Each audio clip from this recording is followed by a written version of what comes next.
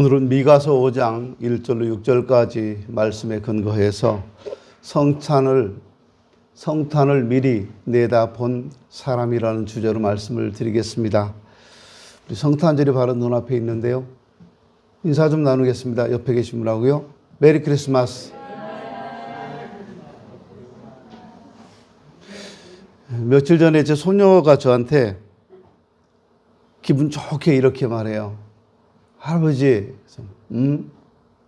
나는 라일이는 착해서 이번 성탄절에, 얘는 성탄절이 몰라요. 무슨 말이에요. 이번 크리스마스 때 산타가 선물 주러 온대요. 네가 착하구나. 근데 어떡하냐. 산타 안 와. 와! 안 와. 와! 왜 와? 나한테 선물 주러 와. 아니야. 이번에 산타 안 와. 그랬더니 얘가 울먹울먹 하면서 와! 나 선물 받아야 돼. 그래서 제가 이렇게 말했습니다. 너 혹시 코로나가 뭔지 알아? 그랬더니 그래요. 다른 설명은 안 해줬고요. 산타가 코로나 때문에 한국 못 온대. 우리나라에서 산타 못 오게 했어. 코로나 때문에. 그래서 산타가 오고 싶은데 못 들어와. 그랬더니 선물 받아야 되는데 나 착하다고 했는데. 그래서 제가 물었어요. 누가 너 착하다고 했어? 아빠가 그랬어? 엄마가 그랬어? 할머니가 그랬어? 할아버지가 그랬어? 산타가 그랬대요. 그 인터넷에 보니까 금년에 산타가 안 온다 그러죠? 1월 9일 날 온대요. 산타가 25일 날 들어왔다가 격리 2주 하고 나면 1월 9일 날 들어온대요. 근데 그거 제가 라일이한테 그 다음에 말해줬어요. 그랬더니 말해주고 나는데 인터넷에 다시 떴어요. 백신 맞고 정시에 온대요. 산타가. 이거는 안 알려줬어요. 제가 소녀딸한테는. 선물을 기대하면서 성탄절을 기다리는 4살짜리 아이. 귀엽죠? 이쁘죠? 나라도 선물 사서 주고 싶은데 왜 산타가 줬다 그래? 내가 주는 거지? 내가 사서 이렇게 주면 이거 내가 할아버지가 사준 게 되는데 산타가 줬다고 하면 내가 준 게 안 되잖아요. 저는 절대 산타는 없어요, 세상에. 아이들을 알아야 돼. 김윤호, 산타 없다? 산타는 없어. 기다리지 마. 박이은 씨, 박이은, 산타 없다? 산타라는 건 없어, 세상에. 엄마 아빠가 뻥치는 거야. 사주고. 어떠세요, 여러분? 여러분은 주님께서 탄생하신 성탄을 금년에도 기다리고 계십니까? 기다려야 합니다. 기다려야 합니다. 왜냐하면 그분이 오셨으니까요. 세상에서 우리가 사람을 만나면서 어떤 사람이 주님보다 반가운 사람이 있겠습니까? 정말 많은 분들을 우리가 만나고 살아가요. 그런데 예수님보다 더 반가울 수는 없잖아요. 그분이 오신 날이에요. 그럼 기다려야죠. 기다립시다. 예수님이 이 땅에 오시기 700여 년 전에 예수님께서 이 땅에 오실 것을 미리 내다본 선지자가 있었습니다. 그걸 어디서 탄생하실지조차도 알고 있던 선지자가 있었습니다. 미가라고 하는 선지자입니다. 미가 선지자가 바라본 예수님은 어떤 분이었을까요? 낮고 천한 곳에 인간의 몸을 입고 오신 분이었습니다. 사람이 하루 앞 일만 내다본다고 해도 수많은 사람들이 그분 앞에 줄 설 거예요. 신통하다고. 그런데 미가 선지자는 700여 년 후에 되어질 일을 예언합니다. 그 예언이 그리고 700년 후에 그대로 이루어졌습니다. 미가 선지자는 예수님께서 태어나실 장소를 정확하게 말씀합니다. 어디입니까? 베들레헴이라고 말합니다. 특정 지역의 후광을 받고 태어나는 것이 아니라 비천한 곳에서 탄생할 것을 말씀하고 있다는 겁니다. 이 예언은 그대로 성취가 됩니다. 헤롯 왕 때 예수께서 유대 베들레헴에서 나심에라고 마태는 분명하게 이 역사적인 사실을 기록해서 후대에 알려주고 있어요. 그리고 이 땅에 오시는 그 예수님은 이스라엘을 다스릴 자로 오실 것이라고 말씀합니다. 이 예언도 그대로 역시 성취가 됩니다. 동방의 박사들이 아기 예수님을 찾으실 때 뭐라고 말하냐면 유대인의 왕으로 나신 이가 어디 계십니까? 우리가 동방에서 그 별을 보고 그분에게 경배하러 왔습니다 라고 말해요. 이 이야기도 마태는 정확하게 기록을 해서 후대에 전해주고 있습니다.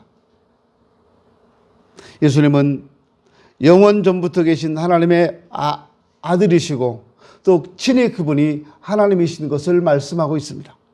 상고해라는 말은 만세 전이라는 말인데 태초에라는 말은 영원 전이라는 말이에요. 바로 이 땅에 오실 메시아가 영원 전부터 계신 하나님이시라는 겁니다. 신약 성경은 이 사실을 태초에 말씀이 계시니라, 이 말씀이 하나님과 함께 계셨으니 이 말씀은 곧 하나님이시니라 라고 사도 요한을 통해서 기록해서 후대에 전해주고 있습니다.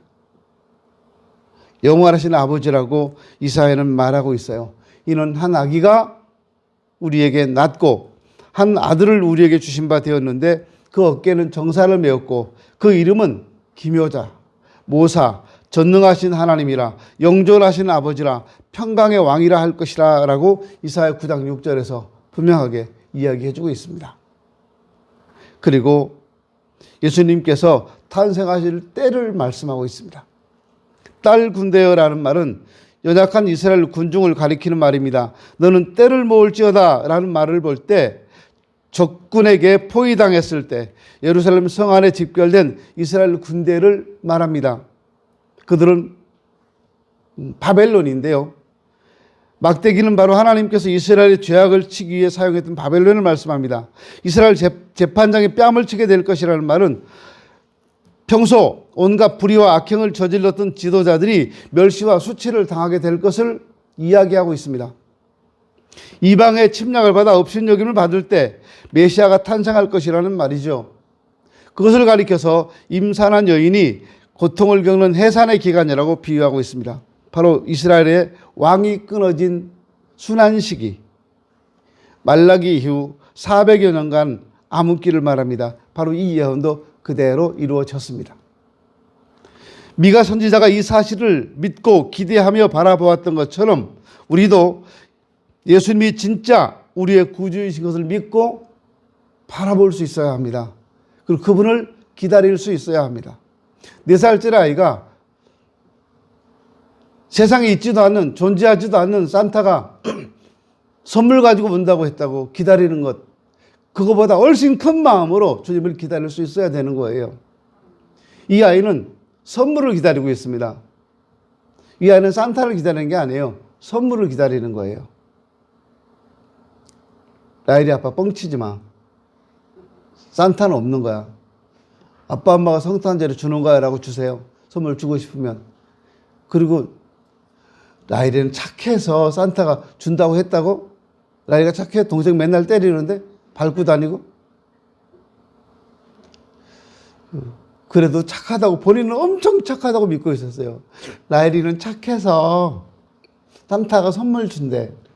그래? 할아버지한테 반말하는데도 착해요? 산타 없어. 라일이 보고 있으면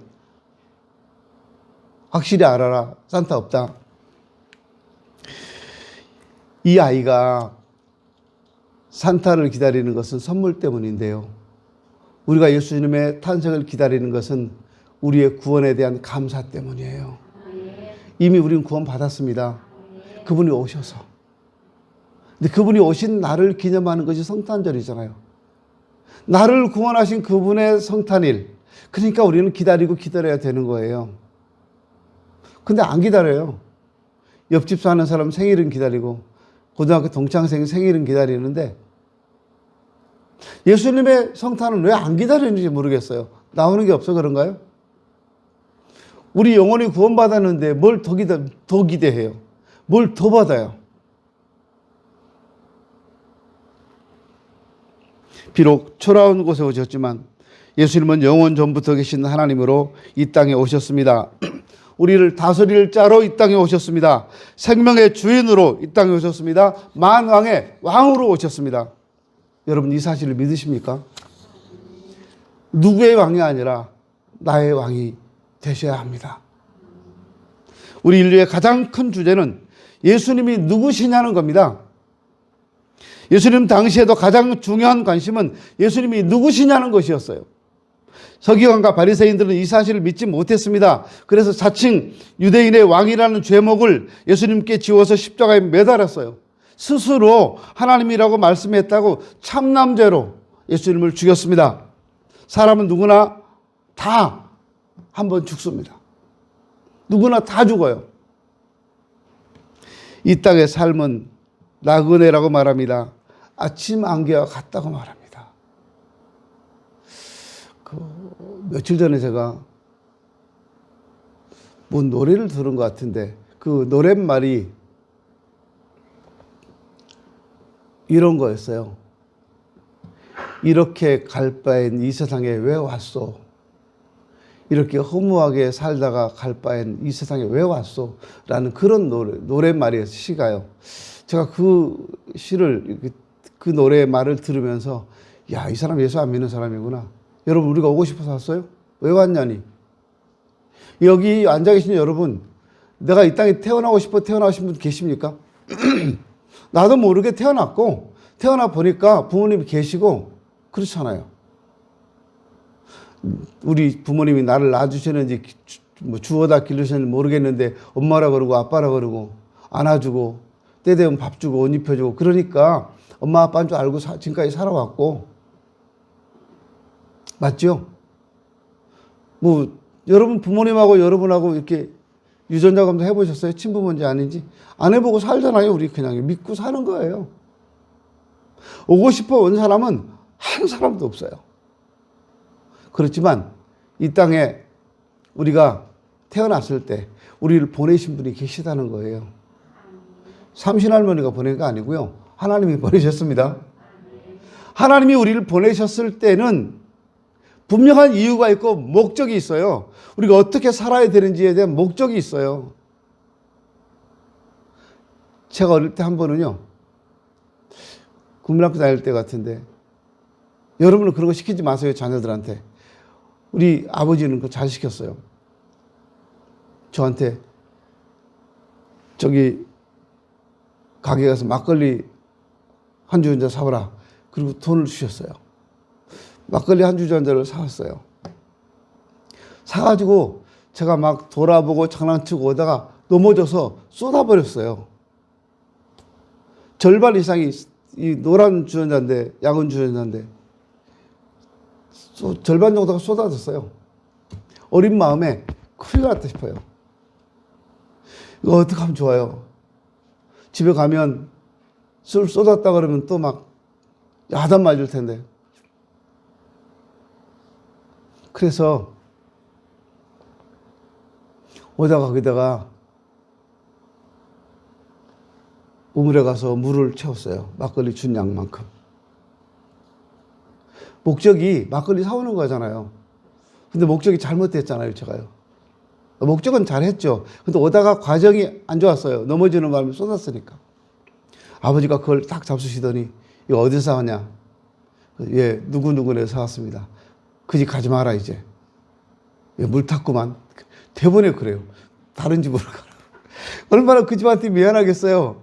상점이 두 개가 나란히 마주보고 있는데 늘 아버지는 이 사람들을 거기 가서 이용하시고 여기 사라 그러셨는데 저도 그래서 거기 사왔어요. 사지 말래요, 다음부터. 물 탄다고. 전 하나도 야단을 안 맞았는데 이 사람들은 의문의 일패. 아무 상관없이 그냥 나쁜 사람, 술에다 물 탄 사람 된 거예요. 우리가 이 땅에 태어났을 때 하나님은 분명한 목적을 이루라고 보내주셨어요. 근데 이렇게 물 탄 사람처럼 잘못 사는 사람들이 있단 말이에요.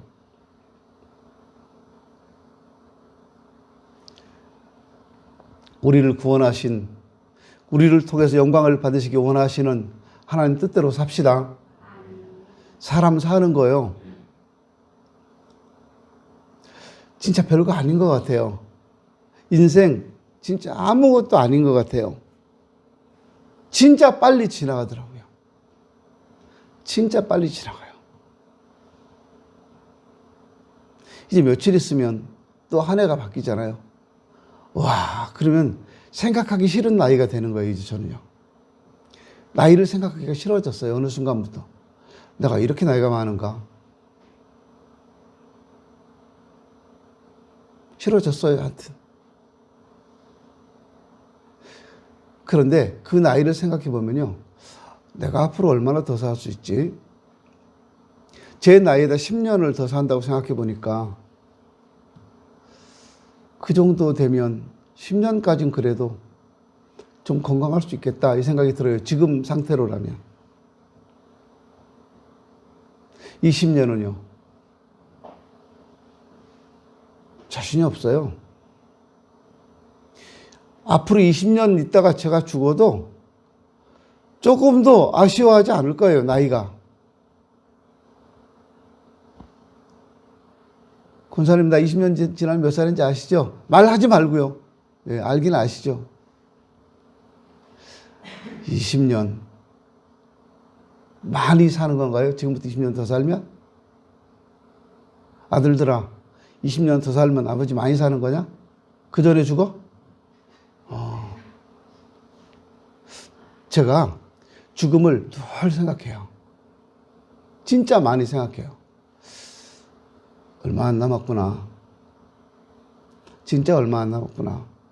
그러면 이 세상 하나하나 잘 정리하고 떠나갈 때는 아무에게도 부담 주지 않고 편하게 갔으면 좋겠다. 그런 생각을 늘 해요. 진짜 많이 해요. 최근 들어서 많이 해요. 이게 인생이더라고요. 그래서 성경은 이 땅의 삶을, 우리 인생의 삶을 나그네라고 말합니다. 우리 인생을 가리켜서 아침 안개와 같다고 말씀합니다. 험한 거죠. 그러나 여러분, 인생은 이렇게 허무한 것만은 아니에요. 우리에게는 영원한 나라가 있습니다. 천국과 지옥이 있습니다. 예수님을 구주로 믿고 사는 사람들은 영생을 누리지만 예수를 구주로 믿지 않는 사람은 영벌에 처하게 될 것입니다. 성탄절이 바로 코앞에 다가왔습니다. 성탄의 주인공은 예수님이십니다. 예수 그리스도께서 예언된 대로 메시아로 이 땅에 오셨습니다. 그러므로 예수님을 초라하게 여기지 마십시오. 예수 믿는 거 여러분 부끄럽게 여기지 마세요. 성경은 말씀합니다. 그는 근본 하나님의 본체시나 하나님과 동등됨을 취할 것으로 여기지 아니하시고 오히려 자기를 비워 종의 형체를 가져 사람들과 같이 되었고 사람의 모양으로 나타나셨음에 자기를 낮추시고 죽기까지 복종하셨으니 곧 십자가에 죽으심이라. 예수님은 인간의 몸을 입고 낮은 곳에 임하셨습니다. 우리에게 영원한 생명을 주시기 위해서 오셨어요.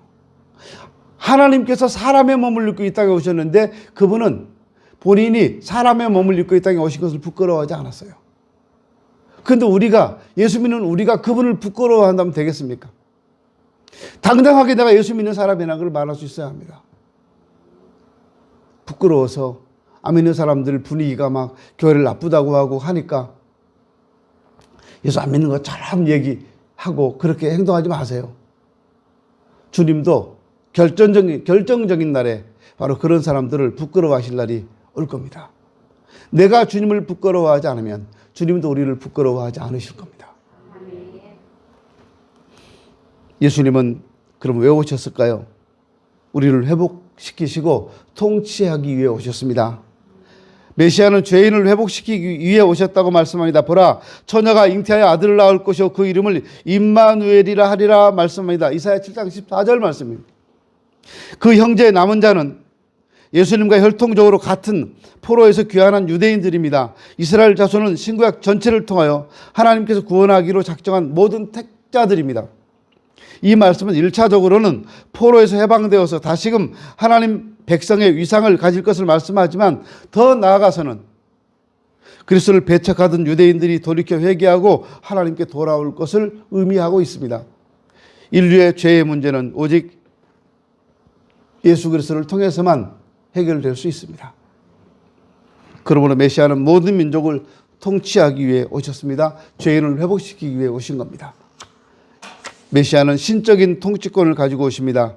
장차 오실 메시아는 하나님과 동등한 능력과 위엄으로 오실 것을 말씀합니다. 메시아는 하나님의 능력과 이름으로 서 계시는 겁니다. 그래서 예수님은 나와 하나님은 하나다라고 말씀하고 계십니다.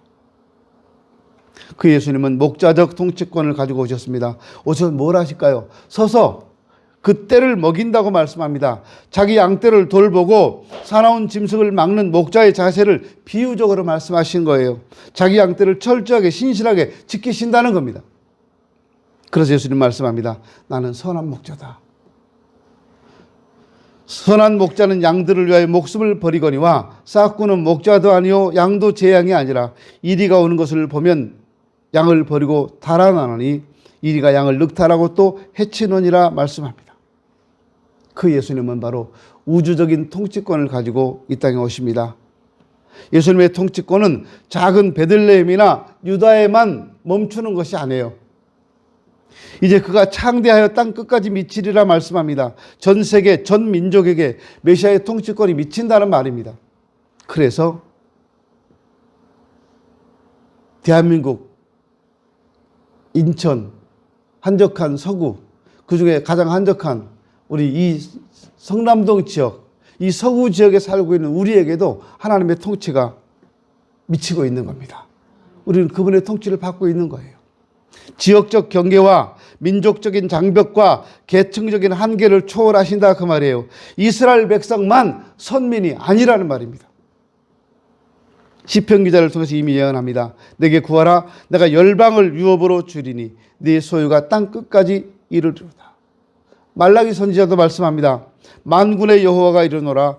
해 뜨는 곳에서부터 해 지는 곳까지의 이방 민족 중에서 내 이름이 크게 될 것이라. 각 처에서 내 이름을 위하여 분향하며 깨끗한 제물을 드리리니 이는 내 이름이 이방 민족 중에서 크게 될 것임이니라. 결국 예수님의 통치는 온 우주에 미치고 있다는 겁니다. 그러니까 내가 아무리 벗어나려고 해도 그분의 통치 아래에 있다는 사실을 인정해야 합니다. 내가 아무리 예수님을 부인하고 아무리 예수님 품을 벗어나려고 해도 안 되는 거예요. 제가 오늘 박수영 집사님한테요. 너 목사님 품을 벗어나지 마라. 그랬더니 박수영 집사님 뭐라 그런 줄 아세요? 목사님 배 나왔어요. 배 나왔대요. 왜 하필 배만 보냐고요. 배만 보이나요? 제가 저를 보면? 누가 얘라 그랬어요? 얼굴부터 안 봐요? 나는 김영임 목사님 보면 얼굴부터 안 봐요? 이마부터 봐요? 얼굴부터 보는 것이 맞잖아요. 근데 왜 배부터 봐? 박정임 목사님. 이거 배 나온 게 아니라요. 넥타이를 메고 조끼를 입었기 때문에 이렇게 나와 있는 거예요. 조끼 벗어버리면 아니에요. 아무도 안 믿네. 예. 우리는 예수님을 통해 회복되고 예수님을 통해 통치되어야 합니다. 우리의 상처들, 우리의 삶의 고통들이 누구를 통해 회복될 수 있겠습니까? 오직 예수님 뿐입니다. 누가 우리의 삶의 고통을 회복시켜 줄 수 있겠습니까? 누가 우리의 지치고 힘든 삶에 찾아와서 위로해 주고 누가 우리를 도닥거려 주고 보듬어 주겠어요? 주님 말씀합니다. 수고하고 무거운 짐 진 자들아 다 내게로 오라. 내가 너희를 쉬게 하리라. 그러니까 주님이 아니면 우리의 삶의 고통을 회복시켜 줄 사람도 없고 해줄 수도 없는 거예요. 이 땅에 오신 우리 주님께 내 삶의 모든 짐, 내 죄의 모든 짐을 내려놓을 수 있어야 합니다. 무거운 짐을 주님께 맡기시기 바랍니다. 세상의 위로와 소망을 찾지 말고 우리 주님으로부터 소망을 찾아야 돼요. 가끔씩 제가 손녀딸을 손녀 얘기를 많이 하는데요. 어린이집에서 픽업해 올 때 데려올 때가 있어요. 얘가요 가방을 메고 있어요. 할아버지가 가방 들게 이렇죠. 안 내려놓으려고 그래요. 지가 메고 끝까지 메고 있어요. 어떤 때는요. 어떤 때 선생님이 가방을 미리 갖다 주시면 들고 나오는데 그 안에 뭐가 있다든가 자랑하고 싶은 게 들어있을 때는 얘가 안 벗어요. 가방을. 그 무거워 보이는데 계속 메고 있어요. 안 벗어요. 들은 척도 안 해요. 가방 벗기려고 하면 막 신경질 내요. 저 무거운 걸 왜 메고 있을까? 그리고 맨 차로 차에 앉아 있어요. 서 있든가. 왜 그거 메고 앉아 있냐고. 벗고 있는 것도 좋지. 우리 내가 진 짐을 내가 책임지려고 내가 지고 발버둥 치지 마세요. 그 주님 앞에 내려놓으면 쉬운 거예요. 근데 못 내려놔요. 지난번 라이리가 하도 안 내려놔서 왜 그런가. 집에 왔는데 얘가 가방을 탁 내리더니 막 가방을 열어요. 이것저것 막 찾더니 종이 한 장 딱 꺼냈어요. 그 종이에 할아버지, 할머니, 라헬이, 하엘이, 엄마, 아빠 쫙 그려져 있어요. 이거 보여주고 싶어서. 이거 뺏길까봐. 그 무거운 거, 진짜 그 그림 한번 보면 말로는, 이쁘게 잘 그렸네. 그렇지만 그 이쁘게 잘 그린 거예요, 그거요? 바로 버리는 거지, 그거. 근데 안 버리고 놔뒀어요. 제가요. 그 그림이 의미가 있어서. 또 한 번은 저한테 그림이 다 그려져 있는 그림. 선생님이 이렇게 종이 인쇄되어 있는 그림. 그게 색깔칠하는 건데 색칠을 해왔어요. 아버지 이거 내가 칠한 거야. 그래서 속으로 참 아유 겉으로는 아이고 이쁘네. 그거 이쁜 거 받아서 저는 또 어떻게 했을까요? 제 책상 유리 속에 탁 넣어놨어요. 앉으면 바로 볼 수 있도록. 아침마다 봐요. 그래 이렇게. 책상 앉을 때마다 봐요. 아 얘가 그림 색칠한 거구나. 다른 아이가 색칠했어 보세요. 훨씬 더 잘 칠했어도 바로 버릴 거예요. 아무것도 안 해요 그거. 그 그래파스로 쭉쭉쭉 그린 거예요.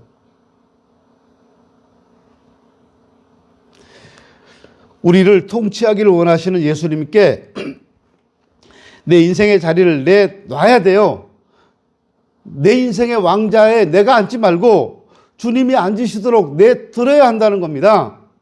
주님이 가라 하면 가고 주님께서 멈추라 하시면 멈추세요. 하나님의 구원 계획이 치밀하게 이루어지는 것처럼 우리 인생에 대한 하나님의 계획도 정확하다는 걸 여러분 기억하십시오. 하나님은 나를 가장 잘 아시는 분이에요. 하나님의 통치가 미치지 못할 곳은 없는 거예요. 우리가 가진 것들이 뭡니까? 아무것도 아니잖아요. 우리 하나님이 잠시 맡겨 주신 거잖아요. 하나님 뜻대로 사용되시는 여러분 되시기 바랍니다. 우리의 시간도 우리 재능도 우리의 권력도 우리 명예도 재물도 우리의 건강도 가장 값지게 사용할 수 있는 것이 무엇이겠습니까? 하나님의 통치를 받을 때 하나님의 통치대로 사용되어질 때 그것이 값진 거잖아요. 예수를 구주로 믿는 우리는 오직 예수님을 통해 회복되고 예수님을 통해 통치되는 삶을 살 수 있어야 합니다. 이것이 성탄을 기다리는 사람들의 진짜 모습이라 되는 거예요. 예수님은 우리에게 평화를 주시기 위해서 오셨습니다. 메시아가 우리의 평강이 될 것이라고 말씀합니다. 이 사람이 우리의 평강이 될 것이라고 했어요. 이 사람은 메시아입니다. 이 예언이 그대로 성취됩니다. 그래서 지극히 높은 곳에서는 하나님께 영광이요 땅에서는 기뻐하심을 입은 사람들 중에 평화라고 천사들이 이야기해주고 있습니다. 이 평화의 양 예수님을 구주로 영접한 우리는 진정한 평화를 얻을 수가 있고요. 예수님 품에 안길 때 이 평화를 누릴 수가 있는 겁니다. 하나님의 사람을 세워서 평화를 이룰 것을 말씀합니다. 당시 아수르는 이스라엘 나라의 가장 큰 위협적인 국가였습니다. 여기서 아수르는 오고 오는 모든 세대의 성도를 대적하는 사탄의 세력을 상징적으로 표현하는 세력이라고 말할 수 있는데 7 목자와 8 군왕을 보면 그것이 상징적이라는 걸 알 수가 있습니다. 7은 완전수고요. 8은 완전을 넘어서는 수를 상징하고 있습니다. 이들은 목자장이신 메시아를 보좌하는 사람들, 메시아의 사역을 위해 헌신된 사람들을 말합니다. 즉 이들은 그리스도께서 교회를 위해 세운 지도자들을 말합니다. 따라서 이것은 교회에 대한 그리스도의 보호와 관련된 예언으로서 교회가 하나님이 세우신 기구와 종들에 의해서 세상으로부터 안전히 보호될 것을 말해주고 있는 내용입니다. 6절에 나오는 아수르 땅과 니므롯 땅은 메시아 강림 후에 교회를 핍박하는 사탄의 세력 또는 세상을 상징적으로 말하는 거예요. 그들은 하나님께서 교회 보존과 유지를 위해 세운 사역자들입니다. 평화의 왕국인 메시아 왕국을 건립할 사역자들입니다. 그들의 칼은 성령의 검, 하나님의 말씀을 의미합니다. 즉 그들의 사역은 교회를 무너뜨리려는 적그리스도의 시도를 하나님 말씀으로 무력화시키고 악의 세력에 사로잡힌 불신자를 그리스도의 능력으로 구출해 내는 것이 임무라는 겁니다. 우리 교회는 그래서 믿지 않은 사람들을 악의 세력으로부터 구출해 내야 돼요. 이거 전쟁입니다. 영적 전쟁이에요. 근데 우리 관심 없으면 내 주변 사람이 다 죽어가고 있는 거예요. 악한 세력들한테. 예수님을 통해 진정한 평화를 누리고 그 평화를 전해야 하는 것이 성탄을 기다리는 사람들의 의무입니다. 예수님을 통해서만 우리는 참 평화를 누릴 수 있습니다. 전쟁이 없는 국가와 평화를 무기로 만들 수 없어요.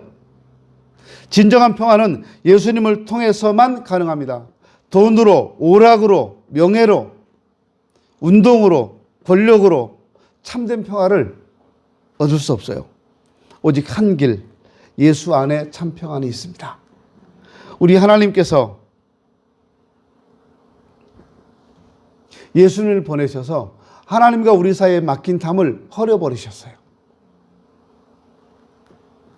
우리는 그리스도 안에서 용서를 받았습니다. 죄로 말미암아 생긴 불화가 예수로 말미암아 용서받고 참 평화를 누릴 수 있는 사람들이 되었습니다. 사람도 그러잖아요. 만나면 껄끄러운 사람이 있고 만나면 또 만나고 싶고 헤어질 때 아쉬운 사람들이 있어요. 여러분 불안하십니까? 불안의 근본 문제인 죄를 우리 예수님께서 해결해 주셨습니다. 그래서 환난이 와도 고난이 와도 주님 안에서 우리는 평화를 누릴 수 있습니다. 가정에 가면 가정을 평화롭게 하는 사람이 되어야 됩니다. 직장에 가면 직장을 평화롭게 하는 사람이 되어야 되고요. 회사에 나가면 또 주변에 나가면 길거리에 나가면 마을에 나가면 거기에서 모두를 평화롭게 하는 사람이 되어야 합니다. 하나님은 시대마다 평화를 가져오게 하는 하나님의 사람을 사용하셨습니다. 이스라엘 사람들이 부르짖을 때 사사를 세워서 평화를 주셨어요. 오늘날 사사들처럼 사도들처럼 하나님은 우리를 평화의 도구로 세워주셨습니다. 우리가 바로 이 나라, 이 교회, 이 사회, 우리의 직장, 우리 가정의 평화를 위한 도구로 세워졌다는 사실을 아셔야 합니다. 그러면 우리는 평화를 만드는 사람이 되어야 됩니다. 여러분 잊지 마세요. 85세 갈렙도 하나님 쓰셨고 100세 아브라함도 쓰셨고 노아 같은 술꾼도 야곱 같은 거짓말쟁이도 못생긴 레아도 요셉처럼 끝없이 학대받았던 사람도 기드온같이 소심했던 사람도 하나님 쓰셨습니다. 삼손 같은 바람둥이도 쓰셨고 라합 같은 기생도 다윗처럼 간음하고 살인한 사람도 요나처럼 하나님을 피해 도망만 치던 사람도 나오미처럼 일찍이 홀로 된 여자도 욥처럼 파산한 사람도 사마리아 여인처럼 몇 번 이혼했던 여인도 디모데처럼 병들었던 사람도 하나님은 다 사용하셨습니다. 그리고 지금 하나님은 여기 계신 여러분을 사용하시길 원하고 계십니다. 우리는 예수님을 메시아로 믿어 이미 죄로부터 용서받고 모든 두려움으로부터 천국을 보장받는 하나님의 사람이 되었습니다. 이제 우리가 가지고 있는 평화를 세상에 전해야 합니다. 하나님께서 말씀하십니다. 네가 어떤 성읍으로 나아가서 치료할 때 그 성에 먼저 평화를 선언하라. 성탄절이 눈앞에 다가왔습니다. 미가 선지자가 메시아를 믿고 기대하며 바라보았던 것처럼 우리도 예수님을 진짜 우리의 구주라는 것을 믿고 이번 성탄을 기다리는 성도가 되었으면 좋겠습니다.